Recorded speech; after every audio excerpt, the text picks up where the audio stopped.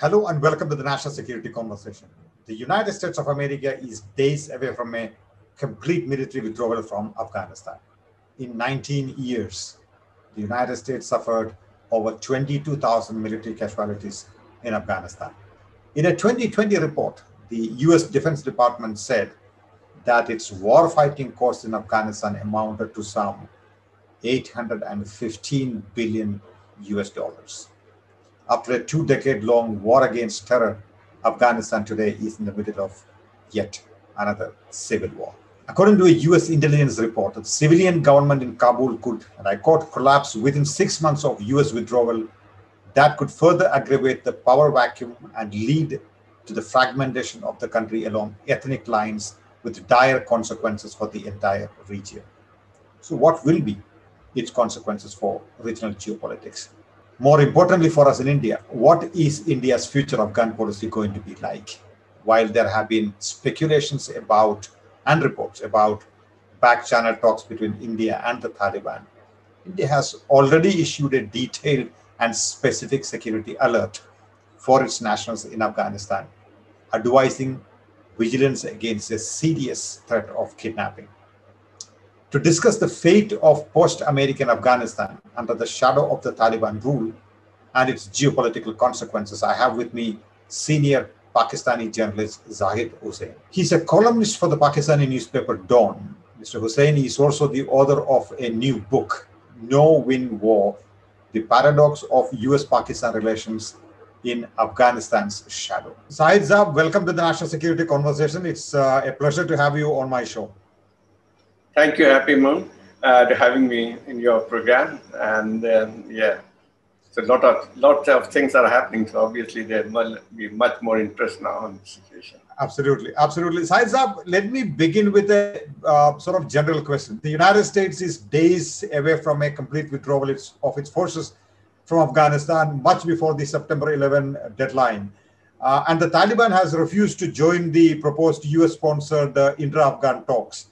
So what lies in store for Afghanistan? Well, I think it's a very serious situation developing in Afghanistan. In fact, they are already very close to a civil war. In fact, actually, if you ask me, it has already started. Because the American forces are leaving Afghanistan without a political settlement in place, which means actually that the fighting will intensify. It has already intensified, and there's no indication as yet that the Taliban will be willing to sit on the negotiating table with the Afghan government at this point of time. And probably what is their strategy seems very clear. They want to have militarily control as much territory as possible. And I think probably that is, so we will see much more fighting inside. In fact, actually, the situation has gotten worse, in fact, because after the withdrawal of American forces, although there were not more than 6,000 for last 1 year, it has given the Afghan forces some kind of moral support. But now, actually, with American forces gone, I think probably that will be a test for Afghan forces.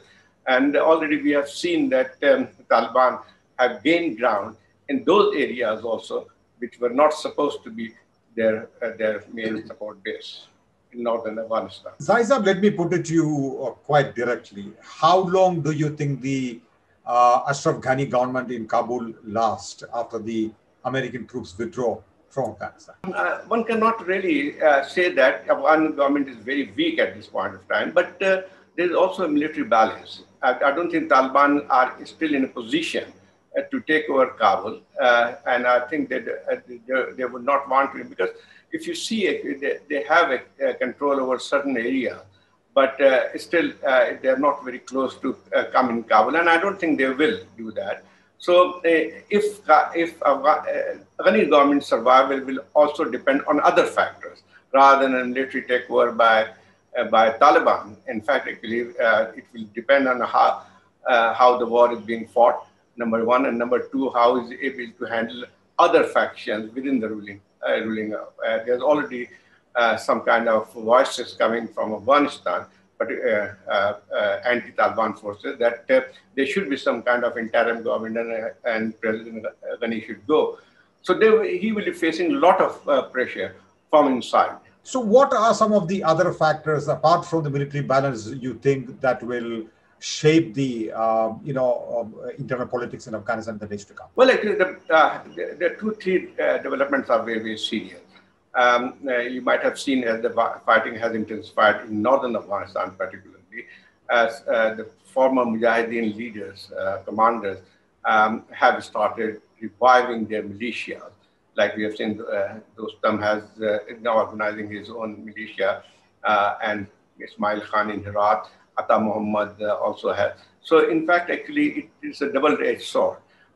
They may have some kind of affiliation or association with the Afghan government, but they will be fighting more for the protection of their fiefdom. So, in a way, actually, the rise of militia forces, I think, will also diminish the authority of Afghan government. Interesting. I mean, you have written in the recent past that there is fierce fighting going on in at least 26 of 34 of Afghan provinces. So, with no political settlement in sight, are we looking at yet another civil war in Afghanistan? Well, actually, civil war has already started, as I said. I mean, like, how would you define a civil war? There are already fighting going on a large part of Afghanistan, and particularly with Taliban latest offensive in northern Afghanistan, things have gone quite worse. In fact, actually, there are several. They are actually on the fringe of several major towns, and so there is always a threat of it completely going into out of control. And at that point, but the situation is particularly more serious because there is no indication of any kind of political settlement in at least near future. Sitting here in Delhi, it is difficult for us to sort of gauge what really is happening in Afghanistan beyond the point. What, therefore, in your opinion, will the shape of Afghan domestic politics be in the sort of days to come? Will there be a political settlement? Is a political settlement possible at all, or will the Taliban slaughter its way into power in Afghanistan? I mean, I've read. I think you yourself have written elsewhere that the Taliban is negotiating with various factions, even in the north, unlike in the unlike last time. So the Taliban is opening up. There seems to be a certain inclusivity within the Taliban ranks and in the leadership today. So is that something that's promising? How do you sort of look at this phenomenon? Well, actually, yes, Taliban seem much more confident. They have some kind of strategy. On one side, they feel that they can take control of a large part of Afghanistan militarily.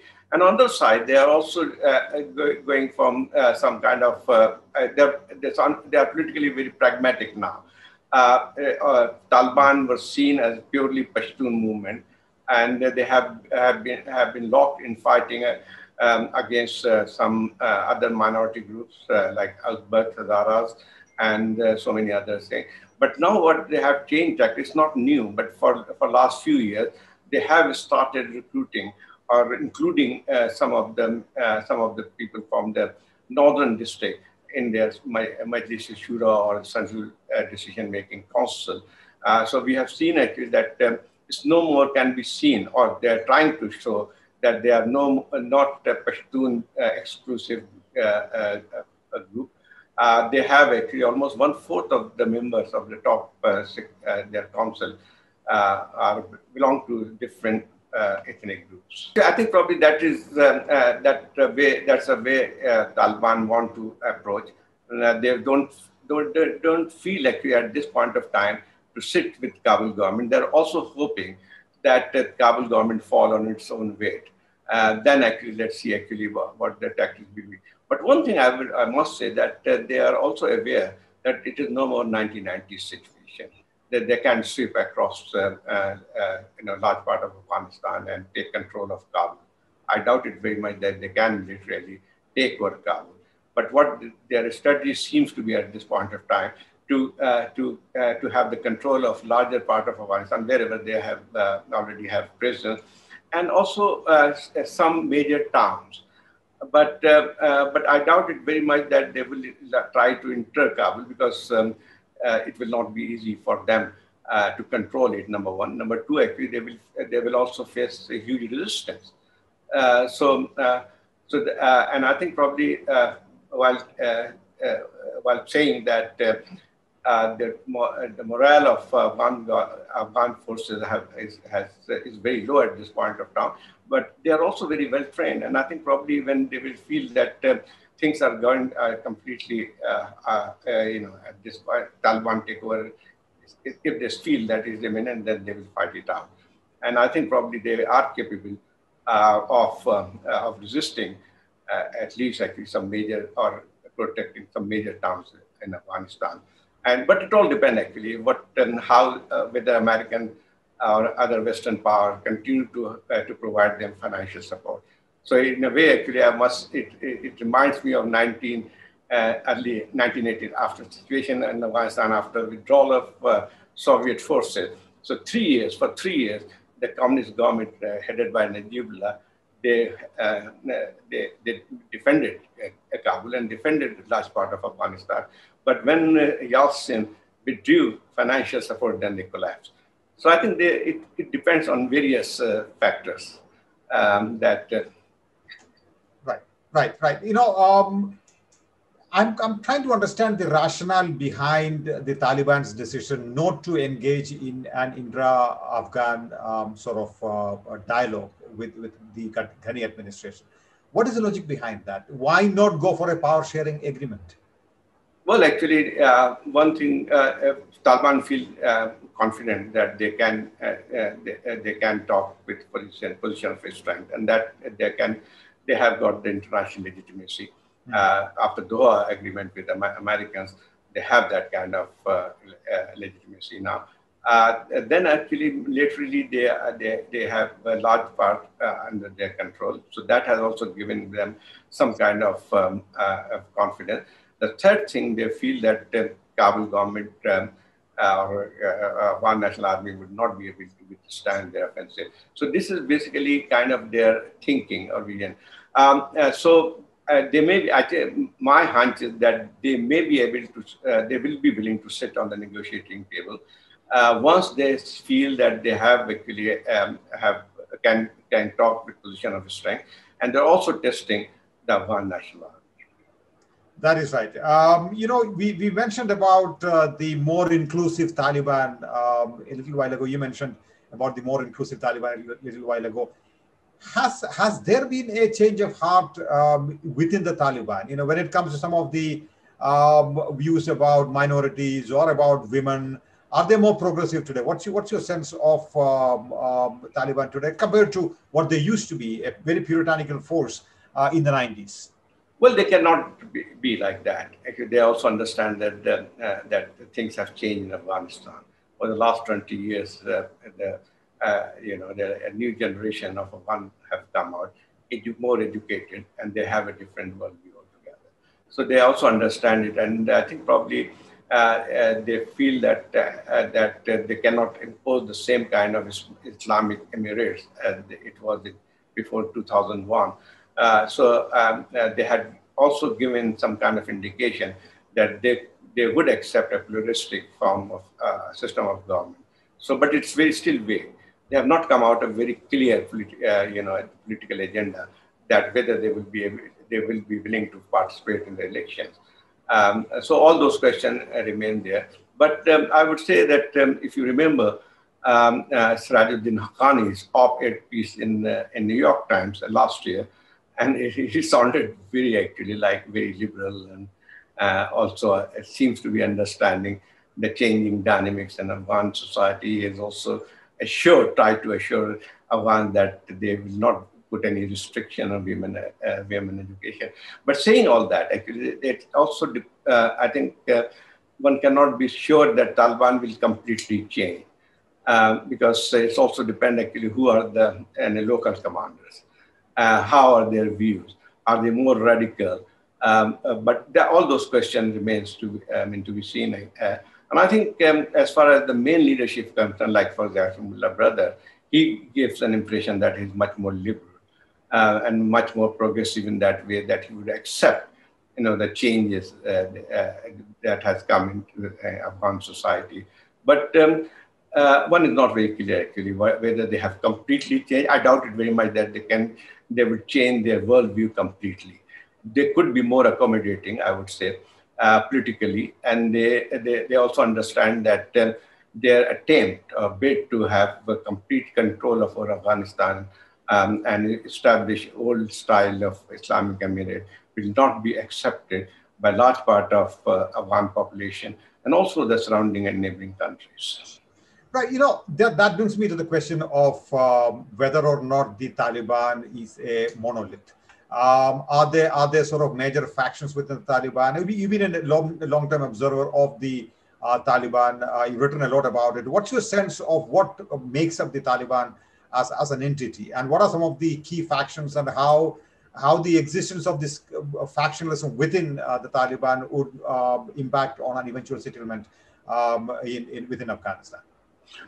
Well, actually, I think one thing is very clear, that the change of command in Taliban are still very intact, and they have a strong leadership control. But saying that, it does not mean that there are not other views also. As I said earlier, they have not come out very clearly on their political agenda. What do they really want to be Afghan's political system? So certainly there will be other factions. There will be strong hardliners who would feel that they have defeated America, and and after giving that kind of sacrifices, they need to establish their rule. So I think the real test for the Taliban leadership will come now, because so far they have been fighting against the foreign forces, and that was the thing that they were able to mobilize support among the Afghan, that the jihad against foreign forces. Now the dynamics will completely change now. They will be fighting Afghan of different Afghan groups. So that will be quite important that way. So how will they manage their control over the organization overall? And the second thing is that militarily also. So I think it is also a very testing time for the Taliban leadership. Within Taliban leadership, if you ask me, they have different, they have very worldview. Well, not worldview, but point of view.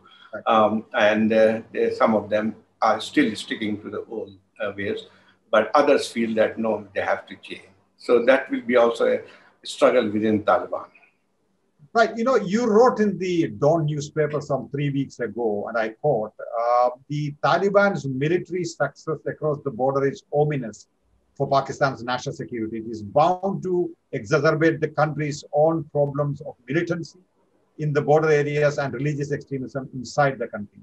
Most perturbing is the report of transnational militant groups stepping up activities along the Pak-Afghan border regions. Pakistan has directly and indirectly supported the Taliban, and it is widely assumed that Pakistan is quite happy about Taliban's victory in Afghanistan. You seem to have a slightly nuanced view. Kindly explain that to us. Well, I think yes, you're right. Actually, Pakistan did provide support to the Taliban, but as most large number of them leadership were based in Pakistan, their family were living in Pakistan. So, but it was a different context altogether. During that war in Afghanistan, Pakistan has its own reservation about the way the war was going in Afghanistan. And also, actually, there was a lot of concern over... Which time period are you mentioning?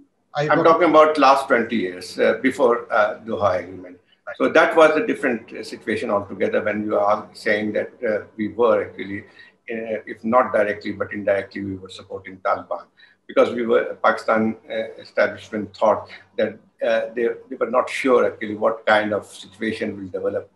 And it has become very clear over the last several years, in fact, the last one decade, that America was not going to win that war militarily. And that Pakistan has always put pressure or has consistently held that view that, Americans should talk directly to Taliban. So in a way, it was kind of hedging of, against uncertain situation in Afghanistan. It was not that they were ideologically supporting Taliban. In fact, actually, Pakistan's position was that Taliban should become kind of a part of the mainstream politics in Afghanistan. They should be a shareholder in the or stakeholder in the political system. But I don't think Pakistan will be happy to see Taliban taking over Kabul. I don't think so. That's correct, simply because lots of there is a kind of understanding that Pakistan want the Taliban rule in Afghanistan. That's not correct. Because so why do you think so? Why do you think so? I mean, what is Pakistan's bet? Let me sort of nuance that question. What is Pakistan's best bet? I mean, the Karzai administration and then the Ghani administration were both seen pretty close to India, for instance, whereas the Taliban is not seen to be pretty close to close to India at all. So given this dynamics, it is widely believed that Pakistan would prefer a Taliban-dominated Afghanistan. So you seem to disagree with that. Why? Well, Happymon, they always actually depend on the situation. Like it's not 1990s when Pakistan was fully backing the Taliban government in Afghanistan. That was not the time when Pakistan faced that militancy problem in the country. But last 20 years, we have seen that many changes have come in Pakistan. Pakistan was actually was fighting its own war against militancy. And I think at one point, that a large part of formerly tribal area had almost fallen under the control of what's described as Pakistani Taliban. So rise of Pakistani Taliban and rise of Islamic militancy with a specific Pakistani agenda has changed the whole dynamic.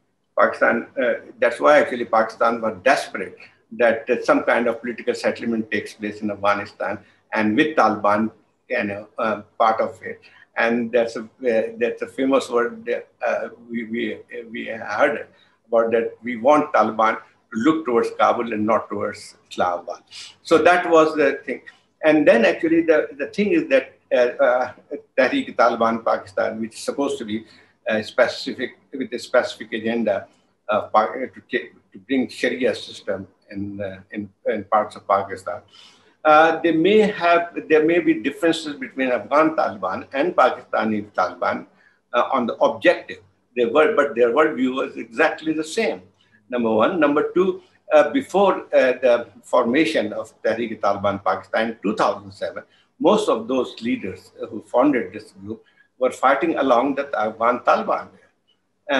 So in a way, actually, there already a kind of sense of victory, a sense of triumph among the militant groups that we won the war. Like if Taliban have been able to defeat a superpower. So that kind of thing are quite alarming. In fact, actually, yes, actually, over the last several years, we have seen that we have regained the control of our tribal area, and TTP has been actually weakened. They do not have that capacity to launch any massive operation, terrorist operation, and most of them are now operating from the other side of the border. They fled actually when Pakistan forces moved into Northwestern, Southwestern, and other tribal area. So they moved to Afghanistan. There is still about according to some estimate, and I think I will also quote UN Security Council Committee report, monitoring committee report. They also said that a large number of them are operating from the area along the borderline. So if leave aside actually Taliban taking over control of Kabul, even their control over parts of Afghanistan along Pakistani border will be quite alarming. And it will give some kind of boost to Pakistani militants. And I think probably what we have already seen over the last few months, the activities of Tehreek-e-Taliban Pakistan has increased. their activities in North Afghanistan has been, there are much more attacks on Pakistani forces. So I think these are the facts. So I don't think this perception that Pakistan would like Taliban to take over Afghanistan or set up a government in Afghanistan or set up a old-style Islamic emirate, I don't think it's correct. It's not in Pakistan. Okay, let me put that question. I mean, that's a very nuanced and interesting answer. But let me put that question differently. What would Pakistan like Taliban to do? I mean, apart from looking at Kabul and not at Islamabad, what would be an ideal situation in the minds of the Pakistani decision makers today, given that Taliban is emerging quite victorious in Afghanistan? What would be an ideal situation for the Pakistanis at this time? Pakistan still would like actually some kind of political settlement and not military takeover by any group. That will create nobody would be able to control the situation. That's a fact actually. So it will be again actually a long drawn civil war in Afghanistan. And that means actually not physically, but the fragmentation of Afghanistan will have a huge consequence for Pakistan. Like we have seen in the past too, that whatever happens in Afghanistan has direct bearing in Pakistan and same vice versa. So I think probably now this reality has come home. And the reality is that, okay, that was a different period when Pakistan was trying to convince America that they should sit on the negotiating table and talk to Taliban. Once it is done, actually, and American forces have left, it is a new challenge for not only for Pakistan, for all the neighboring countries now. So the specter of militants group or hardline Islamic ruling Afghanistan is not actually a good idea for any of the countries. So let's say for the Pakistani, I'm not asking you your opinion, but let's say Pakistani state's opinion. If there are three options, option number one, a long drawn out civil war in Afghanistan, a quick takeover by the Taliban of Kabul, and a political settlement of Afghanistan. Which one would be more preferable by the Pakistanis? Political settlement. But why is that? Why is that? That it's very clear that Taliban cannot take over Kabul militarily. Number one, they do not have that capacity. Or Afghanistan, despite all those things, like they appeared, militarily very strong at this point when compared to others. But it does not mean that they have a clean soil as they had actually in 1996 when they moved from Kandahar and they took over Kabul within 2 years. That's not the situation. That was a completely different situation. And there was actually this civil war and Mujahideen were fighting against each other. But here actually, there's a strong national Afghan army is also there.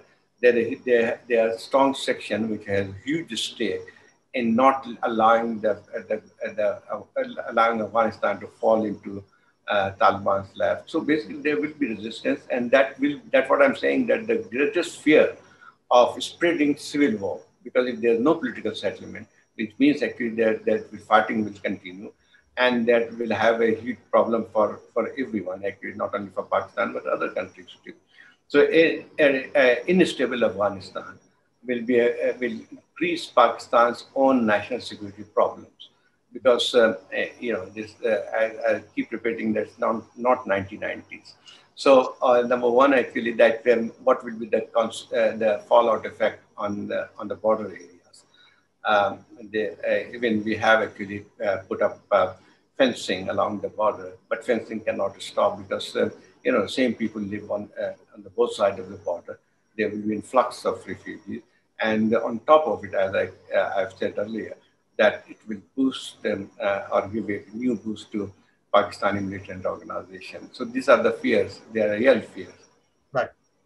Zahid, according to a Pentagon official, and this was reported in the Dawn newspaper, and I quote, Pakistan has allowed the US military to use its airspace and given access so that it can support its presence in Afghanistan. But Pakistan has formally denied it. What, according to you, is the truth? Have the Americans been given air bases and ground bases by the Pakistani side or not?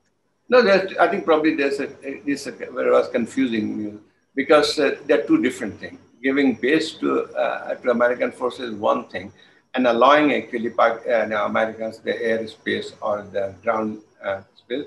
Pakistan has already has an agreement is working for last 20 years, what is called G-lock and A-lock, air access as well as the ground line access.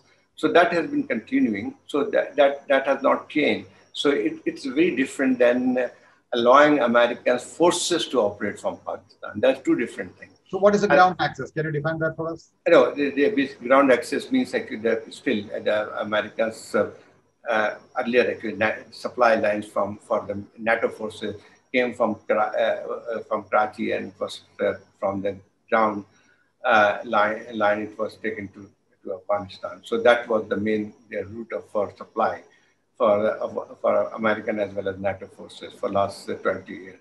And then they have also been given air access for the same purpose, not for the military or for the other purposes. So even today, you are saying the Americans would continue to, even after withdrawal, the Americans would continue to enjoy transit access through Afghanistan. Transit access. They will because every year this contract is renewed. So we still have that contract. Right. Right. So until now, it was to fight the Taliban. Why would the Americans need access to Afghanistan through Pakistan from here on, if they are withdrawing from Afghanistan? Yeah, if whatever actually they need, actually, I think probably for take their stuff back to America, they still need some kind of that access. You are right, actually, after complete withdrawal of American forces, it might not be useful for them. But at the moment, the reality is that this agreement between the two countries is still working. So obviously, once the American forces are withdrawn, they will not need that access.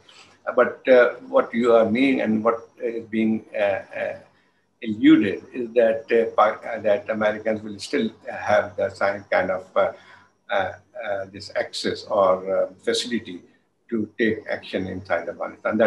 That's a two different thing. They are not. In fact, actually, the base controversy is unnecessary because Americans have not asked Pakistan, really, actually. Formally, they have never asked. That was, they came in some newspaper like New York Times that America is considering to have some kind of base for operation in the area.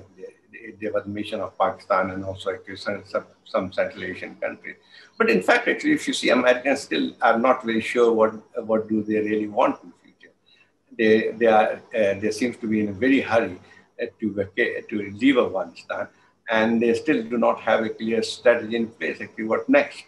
And exactly same thing. I always keep giving the example that the exit withdrawal of American forces is as chaotic as their invasion of Afghanistan was.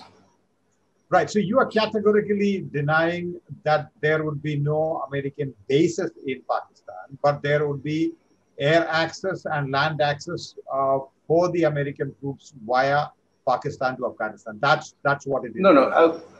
It was not for troops. It was for the supply to the forces in Afghanistan.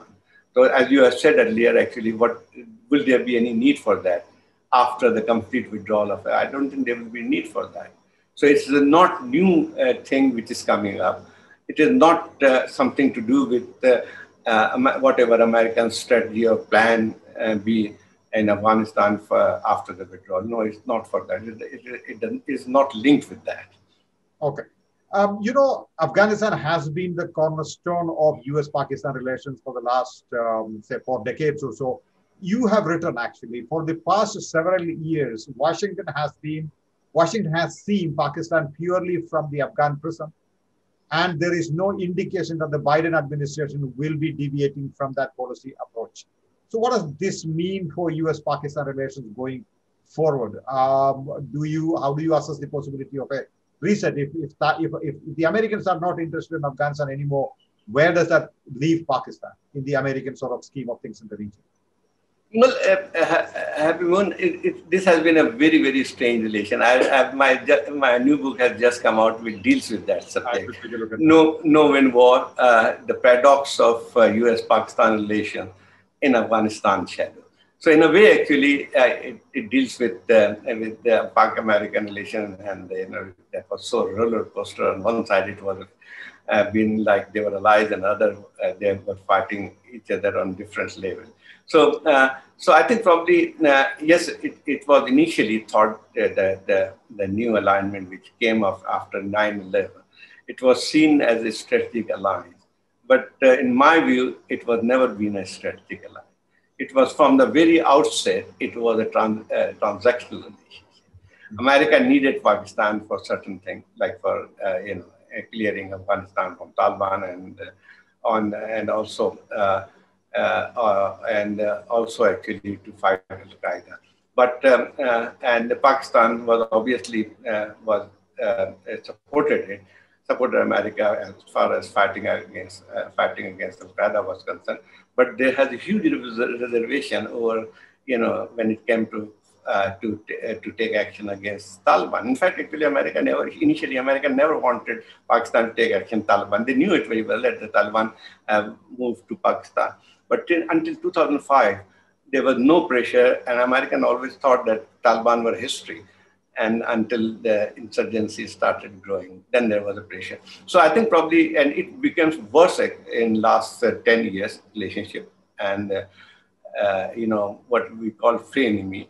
So in a way, actually, that was friend and enemy. They were cooperating on certain issues, but there were a lot of divergence of views how to fight in Afghanistan and what should be actually. Right. Zahid Saab, Pakistan's National Security Advisor Moeed Yusuf, said a few days ago in an interview in Pakistan, and I quote, "I want to ask this: with what moral standing did the Indian high-level official meet the Taliban there?" He means Doha. Did they not feel ashamed? The Indians kept having the Taliban killed daily and kept giving funds for operations against them, and today they have reached there to have talks in Doha. But everyone who fought the Taliban in the 90s and after 2001 did end up talking to Taliban. Why is it a matter of shame? I don't agree with that. Actually, that is an issue of shame. Countries have relations, and they have relations with everyone. And I completely agree with you that Americans have been talking to Taliban. So are they ashamed? Or they were ashamed. So in a way, actually, it's up to the countries. How do they manage their relations with any group? So with this is a friend. So I won't say more than. But let me put it this way. Let me put that. Let's not talk about Moeed. Let's talk about the Pakistani state, right? I mean, what would be the Pakistani state's objection to India talking to the Taliban? Is that a justifiable objection in your mind? Should the Indian side, put it differently, reach out to the Taliban, talk to the Taliban? Is it good for regional stability according to you? I don't think there's any objection to this. This is my thinking, that I have not heard that the Taliban should not talk to India, or India should not talk to Taliban. That had never been an issue. I think everybody knew that everybody is talking to Taliban now. And that's what I mentioned about they got this international legitimacy. And I don't think that's an issue. So in your personal opinion, notwithstanding what Moeed Yusuf has said, in your personal opinion, it is all right for the Indian government to reach out to the Taliban and have an open dialogue or a secret dialogue with the Taliban. Is that the case? I don't think that should be an issue.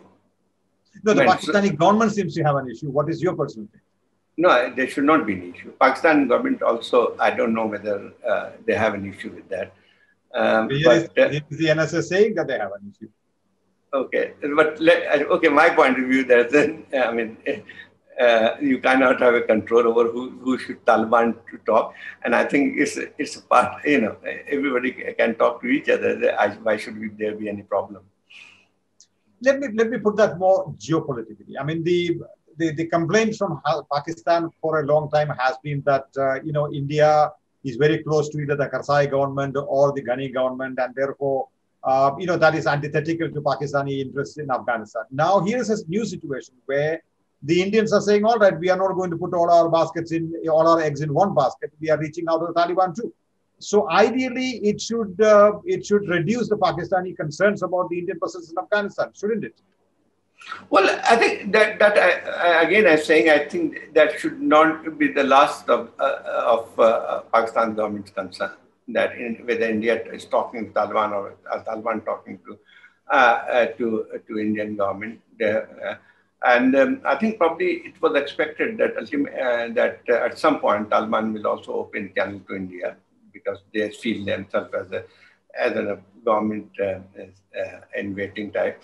So I think, and also, yes, actually, that could be a cause of concern some in other quarters. Like, for example, yes, it was seen that India was fully backing or supporting Afghani government. In fact, actually, India was not very happy with the Doha agreement. If I'm not wrong, actually, they did not support it vocally, or I think they had certain reservation about that. That why should America talk to Taliban at that point? So it's a kind of changing situation there. So I think that is not cause of any concern because ultimately, like for example, Taliban are very at one point when they ruled Afghanistan in 1996. After that, their relationship with Iran was so bad. In fact, actually, at one point they were almost on the verge of fighting a war. And later on, we have seen that quite a large number of Taliban, second or even top-ranking leaders, took refuge in Iran, and Iran had been providing arms to Taliban and to fight Daesh for different reasons.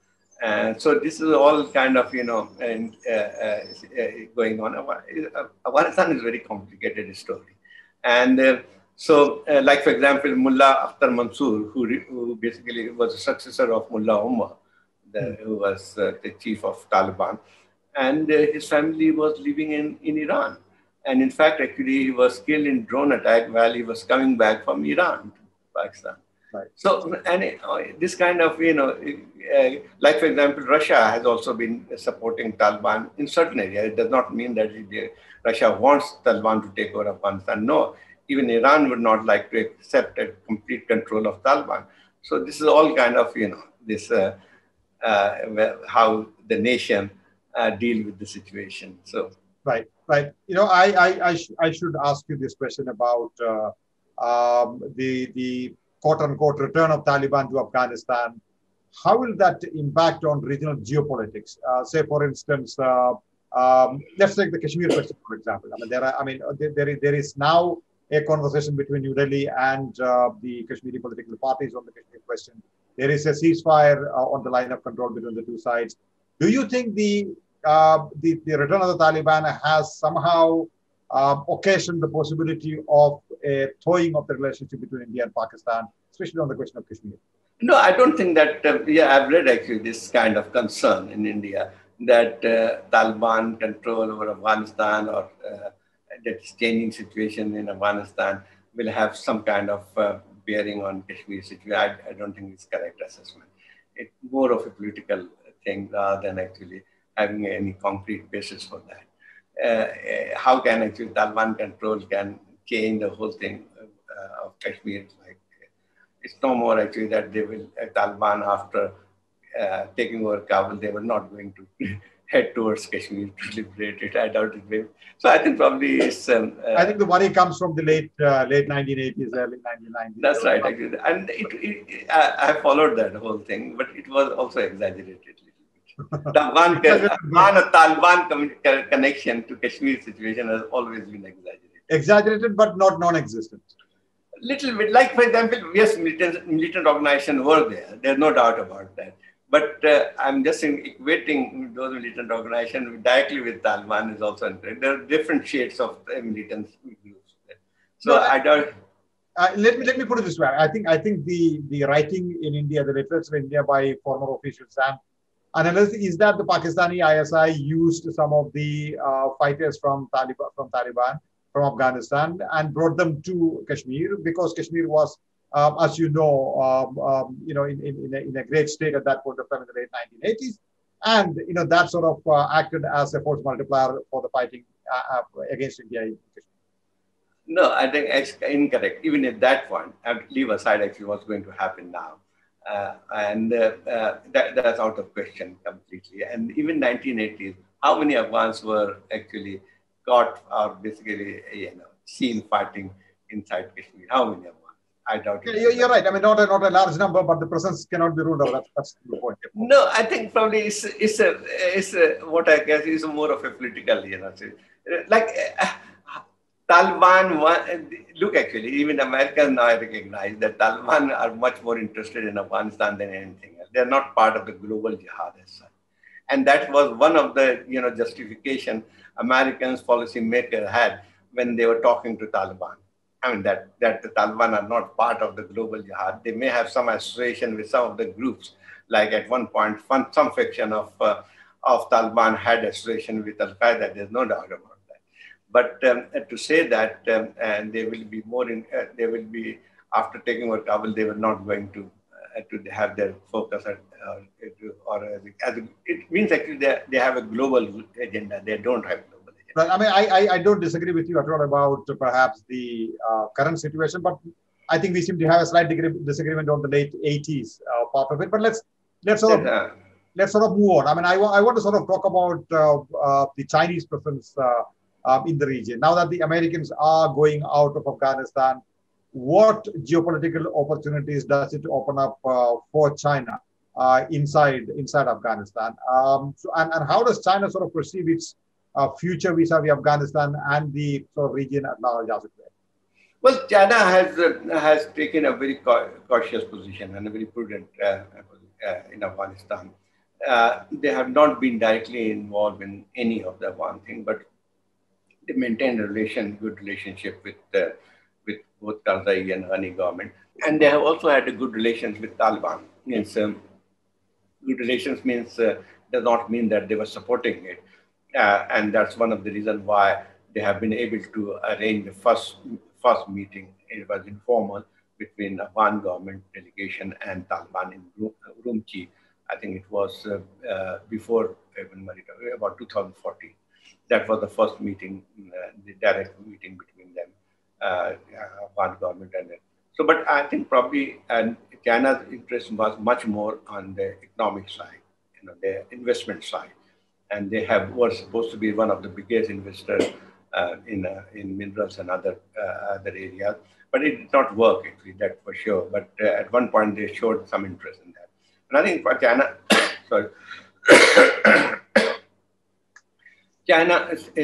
China will be much more interested in a political settlement, also like other countries. I think probably there's one consensus, one could say, among the neighboring country that there should be some kind of political settlement, and no party should be allowed to take over militarily. Here's my last question: what role do you think the SCO contact group on Afghanistan play in the coming months?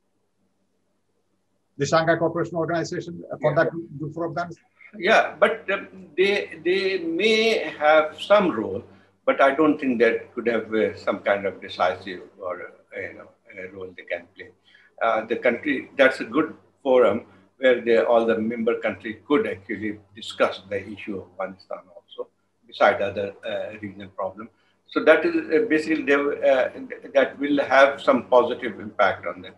And I think this kind of pressure if there is some kind of agreement among the neighboring countries and members of the Shanghai group. So obviously that will make some kind of difference and could play a role in bringing the two sides to some negotiating table. Right. I mean, let me ask one more question before I and I want to go back to what you wrote in the Dawn. I think that's a very defining sort of a statement that you write in the Dawn. The Taliban's military success across the border is ominous for Pakistan's national security. Now, that's a very counterintuitive sort of argument, at least for a lot of people who are based outside Pakistan, right? So given that context, if it is not triumphalism that is operating in Afghanistan, and there are really concerns about what is happening in Afghanistan within Pakistan, is it therefore a useful idea for the Pakistanis to sort of think of getting into a conversation with, say, for example, its neighbors, including India, on the Afghan question, on what might happen in Afghanistan in the days to come, in the months to come? Well, I think the concern, as I already had discussed, actually, what will be the effect of Taliban control and the Pakistan. That's one of the major concerns for Pakistan, that reactivation, or basically their kind of sense of triumphism will have an effect. Number one. Number two, whenever if the instability gets more serious and the war spreads in Afghanistan, then there will be huge influx of refugees. You can't stop them, despite this fencing or whatever. Pakistan will not be able to stop the influx of refugees. That's two things. Number two, actually, which means if the war spreads, civil war spreads, then the main concern that obviously, Pakistan is already there in the situation. It's not like actually that it's like not sitting in America. It's not America sitting about 10,000 miles away. It's Pakistan basically at the same border, and whatever happened there will have a direct impact on that.